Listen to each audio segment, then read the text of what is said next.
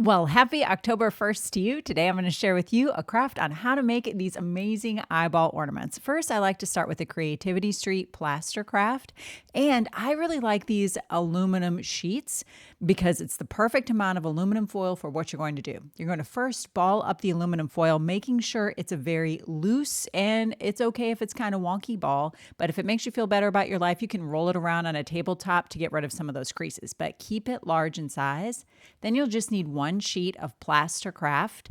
I like to dip it in a wide basin of water and then use my fingers to kind of squeegee out all of the excess water. And that'll also help to move the plaster particles around because you don't want to be able to see all of those holes in the plaster. You want it to completely cover that sheet of plaster.